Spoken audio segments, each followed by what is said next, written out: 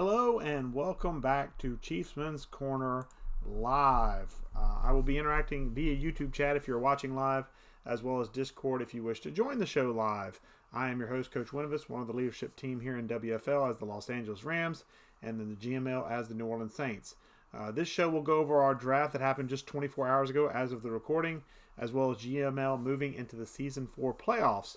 We'll finish out with our Ask the Chief segment, which is actually an incorrect statement because we don't have any questions for tonight. So we'll probably just have a long diatribe about what we're going to be doing once we finish Season 9 in the WFL, which is our fourth season of Madden 24. If anyone is tuned in, welcome aboard. Leave comments for me to interact with, whether on the chat or in Discord. If you are watching this at any time, though, thank you for watching. Any and all support is appreciated. Without you guys, the WFL community doesn't exist. Now, normally at this point, I go over my housekeeping notes, and normally the first thing I talk about is the incentive plan. But we're not going to talk about that tonight. We're going to talk about the Ask the Chief form as our first thing to talk about. Use this form during the week between episodes to submit any questions you have for me, and I'll answer them during the show, giving you credit for the question. It's an easy way to build up incentive points and provide extra content for the podcast. You can use the command /AskTheChief. That is all one word, /AskTheChief, to pull up the form in Discord. For the incentive plan, I will tell you, you guys that are filling them out, be sure that you check and make sure what your incentives are. Anything as far as your ORP points are already logged on the signing sheet for the past season. You can find it there on the quick look tab, and it is under total points. You can ignore the tier points, just look at the total points. That's what the points you have to spend as far as ORP is concerned. So just kind of go over some brief stuff. And with that being said, we're going to pop the draft stuff right up here on the board. We're going to show here that according to Neon Sports, and I looked at this and I couldn't make heads or tails of what this actually talks about, because I don't feel like that the Buffalo Bills had the best draft of the night. Watching it through, paying attention hardcore for 5 rounds, and seeing bits and pieces of the 6th and 7th round.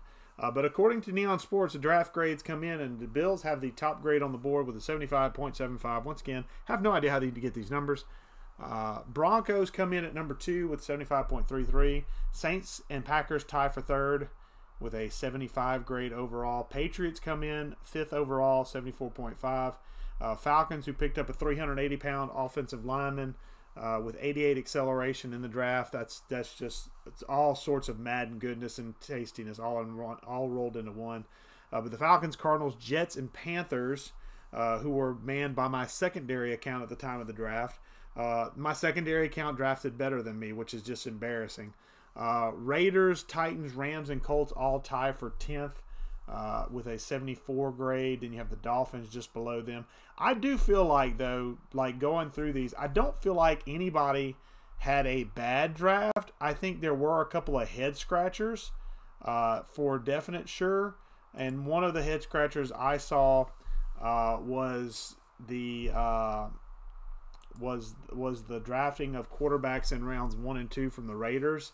We gave them a little ribbing for it after the fact. The other one, which I think is not the fault maybe of LaMigra, the Cowboys, but the Cowboys, I think in rounds 3 through 7 drafted quarterback every single round. So, Steve, we need to sit and we need to discuss how to set up your draft board for favorites, because, man, that hurt my soul. I was like, at the end, it was almost bad. It was like, man, please let him pick something other than a quarterback, please.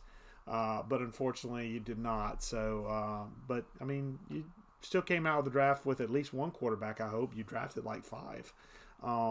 But I think for the most part, most folks had a really, really good draft. We had a good turnout for the draft show, which went 2 rounds, a little bit over 2 rounds. The first 2 rounds went by super quick for our drafts. I mean, we had our first 2 drafts done in an hour. And I know last year we spent like an hour and 15, hour 20 on the first 2 rounds. I don't think we had the turnout because it was an odd Sunday night draft going into a Monday, and especially for me, I was on spring break because I teach at a community college. We were on spring break this past week, and this was my last day. Sunday was my last day before going back Monday, and let me tell you, Monday today was rough. But we're here, so we're good. But I think everybody had a pretty solid draft. I don't think there was any other than the Raiders doing some head-scratching maneuvers with the quarterback situation. You draft a quarterback in the first round, you draft a quarterback in the second round, and then you pick up Trevor Lawrence, which I can't blame you for picking up Trevor Lawrence. That's a no-brainer. You go after him if you have the cap space, but there's lots of quarterbacks there in Oakland, or I say Oakland. I keep saying Oakland, Las Vegas. But I don't know how many of them are going to be able to. There's only one guy that can actually play starting quarterback, and right now I would think it's Trevor Lawrence. But you got some carryover candidates at least, because I will say, before I talk briefly about the GML and jumping into the playoffs, that I announced last night that this draft is going to be rookie carryover eligible. I downloaded the draft class about 30 minutes before the draft went live, just long enough to basically make sure I could do it, and then downloaded it and didn't have time to look at it. As you can clearly tell by my wonderful draft selections, I did not look at it. I've got it because I didn't think Clyde was going to have to leave and be out because he had to be up early Monday morning, which I don't blame him. So he was out, so I wanted to make sure that we got a copy of the draft that we could basically put into a spreadsheet so we can have it for Madden 25. This draft was rookie eligible carryover. Essentially, there will be day one players. So essentially, if you choose a player from this draft that you like for your carryover for your team for Madden 25, they will be created as if they were just drafted in this draft. So you won't have a year's worth of buildup on the player. I will say that we are in very, very preliminary discussions about possibly modifying that rule. Without going too much more into detail, we're talking about potentially giving you more incentive to stay with a single team for a season by using some carryover players with some ammunition. I'll put it that way to keep it vague enough. But we are looking at something like that, and we are also looking future. In fact, we're starting with this draft, making every draft carryover eligible, meaning that any player you draft in the entirety of a Madden cycle, any of those players will be on a list that you can pull for the next Madden. That was something that was brought to my attention from a survey this past off season. I don't think it's a bad idea. They had some other ideas that we're working on to see if we can make it work for WFL. But that one was one I was willing to say, okay, I can get on board with that. So from here on out, every draft in WFL will be carryover eligible. So essentially, any player you pick up, if you pick a generational talent in the first year of our Madden cycle, good news, you'll be able to take them into the next Madden if you so choose. If you don't get any other big players at a position that you want, as long as you're with that team, you can carry over that player into the new Madden. So with that being said, I'll talk briefly about the GML because this is a group podcast. And so with the XFL winding down, it just finished its Super Bowl and shutting its doors for the Madden 24 cycle, we have GML, and GML is just finishing up Week 18. Our playoffs are looming.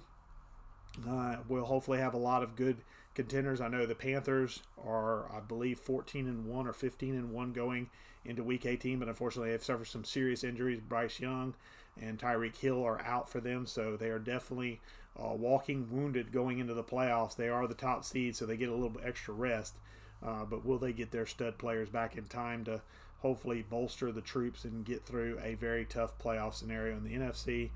We'll see. By next week, we should be done with GML Season 4, and I'll report back the Super Bowl and some other news in GML on next week's show. So with that being said, I do want to get to the bulk of what this podcast is going to be about, and that is essentially this upcoming season, Season 9. I tried to keep it under wraps as much as possible because I didn't want guys to immediately kind of throw a fit and kind of just throw their hands up. But this will be our last season of Madden 24. The reasons for it are pretty easy. Even though you guys have been remarkable at scheduling, this is the best group from 1 to 32. This has been the best group we've had as far as scheduling in a timely fashion, doing the things the way that WFL wants them done. And we still got to Season 4 and we are still basically in March. It takes about 2 months to get a full play season in for us, which we are in discussions. In fact, it's pretty much a lock. In Madden 25, we will basically go on a play sim schedule. We'll release more information about that. Just try to kind of keep an open mind about it, but I'm going to tell you right now, we'll play a season and then we'll sim a season, and then we'll immediately get back into playing the next season. We want to get more seasons in per cycle, which means more drafts, more carryover draft potential for you, which means more buildup of a roster over time. We might see more guys retire. 4 to 5 seasons just honestly isn't enough, and we could get a 5th season in, truthfully. But looking at the logistics of it, honestly, at 2 months a season, we'll be finishing up this season, season 9, upcoming around May. And in May, we're going to start getting news about the NCAA game. NCAA game is supposed to drop in June. And I'm pretty sure by then, between summer vacations, MLB The Show, which is going to be out, I believe, tomorrow, and it's going to have been out for a little while. That's always popular to play in the springs every time it drops. And then obviously the NCAA game dropping, there's going to be some interest there from some of our people. We pretty much as leadership made the decision that by May, I think most of us, especially once that draft intrigue in real life, that draft intrigue kind of wears off, that Madden will pretty much be a back burner game by that point. And if we played a 5th season, which again we could, that would push us into July and not a lot of time off between games. And I'm going to be the first to tell you, I need a break, guys. I need a break real bad. I'm pretty well worn out with Madden right now, and I love you guys, I really do, but this Madden has been a grind for me more than previous years, and it's nothing to do really with anyone here. It's just it's been a hard year for me personally to push through this one, mentally speaking. So I could really personally use the break. Now, obviously, if guys want to try and do a season, it will not be a sanctioned season, so there will be no records. There won't be any sort of rules or anything that will be enforced. So I would rather not do that because it would be more chaotic than fun, I feel like. So we're going to end off with season 9. In Madden 25, we will have a play sim schedule. So be ready for that. We've got a kind of a template set up that I'm going to tweak with and try and tweak the time to where the difference between when we end our play season, we do our simulated season, and we move to the next play season is as short as possible, but it still will be a decent chunk of time. So I'm trying to wind that down as short as possible to keep people from being idle too long. We're talking about also implementing some tournaments during those simulated seasons to let folks earn some incentive points or ORP points. Again, this is very preliminary discussion. We still have a couple months till the new Madden drops and we get on this schedule, but I will say that we have some ideas in mind, but the play sim season is going to become part of the WFL way coming in Madden 25. If you have any questions on that, you can hit me up. I'll give you some basics as far as what we know right now, but there's still a lot that's up in the air that we need to work out. So it is still a process, but it is something that we are putting in the works to get more seasons in. So be mentally ready for that coming forward in Madden 25, and hopefully you guys embrace it and enjoy it, because I do think that once you get the idea of a play sim atmosphere going, I think you will enjoy it, and it will benefit some of those teams that are some of those users that aren't as great on the sticks to potentially have a simulated season where they built a good team or have a good team, and that team does well in the playoffs. With that being said, another thing we're going to talk about briefly tonight, and again, some of this is still up in the air for discussion. Most of this is not set in stone. The only thing that's really set in stone right now is the play sim atmosphere in Madden 25. But as far as teams, I will state for the record that if you are on a team, you currently have a team, and you keep them till the end of the cycle. So if you are, let's say I'm the Rams right now, I make to the Rams till the end of the cycle. If I want to keep the Rams, spoilers, I don't. But if I want to keep the Rams, I'm going to be allowed to keep the Rams, and I will have them for Madden 25. If you have a team you like and you manage to stay there throughout the cycle, which means this last season, be on your behaviors. Make sure we're playing by the rules. Make sure you don't get busted too much, because I mean, I'm still going to be enforcing rules. Our rules committee, our players association is still going to be enforcing rules. So don't just think because this is the last season you can kind of just cut dry and get by and just coast, because it is a privilege to be in the WFL, and I want guys to understand that. And that privilege can be taken away if you decide you want to just kind of loaf it and coast on this last season. This last season will end with a carryover draft. It will end with a regular draft. We'll have a Buckman's Big Board. We'll do a draft show for that last show, or for that last draft, rather. But be aware that we are in plans to where if you have a team and you want to keep that team for Madden 25, you will be allowed to do so. However, if you don't want to keep your team, there will be two options. The first one is to negotiate with the person who has a team you want to try and do a team swap. Again, it is up to you to negotiate that out, and I will state for the record, there will be no malarkey or baloney about, oh, I'll swap if you trade me this player and this player and this player. No. You take the team as is in the new Madden, or you don't take them at all. So none of this like side deals to try and get your team. You take it as is, take it or leave it type of thing.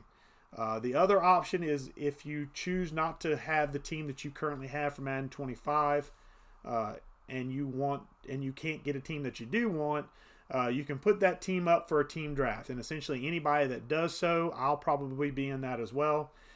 We will put all the teams that are available that are basically vacated.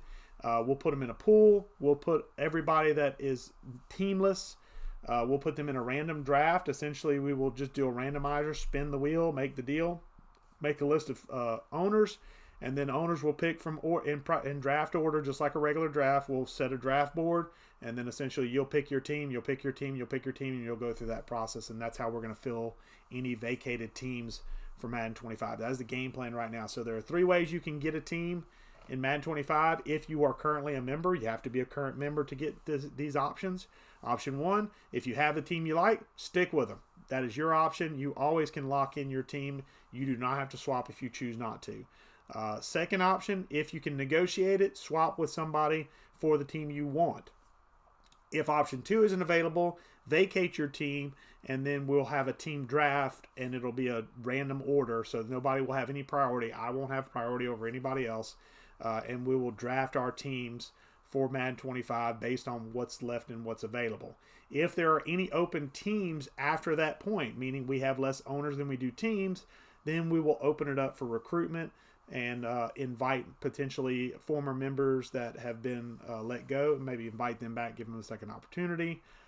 Guys like B2 The Rock, guys like Rim, even though I've had issues with both of those in the past, I'm willing to give them a second opportunity here after, obviously a cycle. So with the new cycle, I'd be willing to give them an opportunity if they so desire to come back. So I mean, I'm willing to leave that open to interpretation there, but that's the game plan right now. Is essentially keep the team you have if you like it. Excuse me. Trade with a guy for the team you want if they're willing to swap with you. Then the third option is vacate your team for a team draft, which we'll do probably closer to the Madden 25 cycle, so we can know rosters and at least have a general idea of what type of team we'll be grabbing. So that's pretty much how we're going to run Season 9. Season 9, even though it is the last season, once again, we're going to be looking to make sure we end with a bang. So definitely going to be looking out for rule breakers. If you see any rule breakers, please be sure to report them. If you're not familiar with the reporting process as it is now, you can type in the /gameplay form. It's all one word, /gameplay form. And the way the command works is it will execute and it will send you a direct message with a form for the gameplay issues. Once it sends that command, that gameplay form command that you typed in disappears. It's like you never typed it. So nobody will ever know that you typed it in. Once you submit the form, then I am the only person that opens up those gameplay forms, and I essentially look it over and I do a review of it. Now, starting next year, it'll be myself or Polio. Mostly Polio will be doing our gameplay. But essentially, for now, myself, for next year, Polio will be opening those up, and then he will present his findings to the Players Association, which is a group right now of 5 owners that are regular owners. The only other person that's in that Players Association channel is myself and those owners. Next season, Polio will be in there as well. And essentially, Polio will present his case. The Players Association makes a judgment. Polio will then basically hand that judgment out. And then once that judgment is handed out, if that offending player wishes to pursue an appeal, then they will appeal to me. And then I will go and review stuff. And then either I will decide to keep the current suspension as is, or reduce it if I see it's too severe or needs to be more severe or whatever. So that's the way it should be done. This past Madden cycle, it hasn't been because we haven't had a dedicated gameplay guy. We will be looking to solidify our leadership team going into Madden 25 and giving each of them assigned roles that they will be asked to perform. So you may see a little shuffle of the leadership group. So, it's nothing personal. I know everybody's got time commitments and everybody's got real life commitments. And some of the things that I'm asking for out of my leadership team now in WFL going into Madden 25, it may be too much for them to do. And that's okay. I can try and find somebody who has the time and the energy to put it in there. But just a heads up that each leadership member will have a certain role going forward. And once we get that finalized up, we'll kind of throw that out there and announce it. It's been a little bit more hodgepodge this Madden cycle, which is probably attributing to my mental weariness. But as we move into Madden 25, we'll be a little bit more structured than we are now, which if you think we're structured now, just wait till Madden 25. With that being said, I hope if you have any questions on how this season is going to be or how Madden 25 is going to be, please feel free to ask. I'll be willing to answer whatever I feel like I can. I always try to be open and transparent with you guys as much as possible. So just ask me a question about it, whether in DM or in chat, or we can, do a direct message, whatever. And I'll answer what I can or what I feel like I can right now, and whatever I can, I'll just tell you I can't answer that right now. So with that being said, I think I've rambled enough. So I'm going to roll into the outro and go ahead and wrap up this show with a nice little bow as I click the wrong button. So that tells you, again, man, I am worn out. Thank you guys for tuning in, whether live or with the recording. I appreciate it. The WFL community appreciates it. We hope you're entertained by the show. Let us know by throwing us a like, a subscribe, or leaving any sort of comments. Any feedback is appreciated. Next week, just a heads up that the corner will be recorded. So bear in mind that any Ask the Chief forms will need to be put in before probably about 1 or 2 p.m. so I can get the show recorded and get it up to you guys on next Monday evening. So next Monday it's a recorded show, and until next Monday, the corner is closed.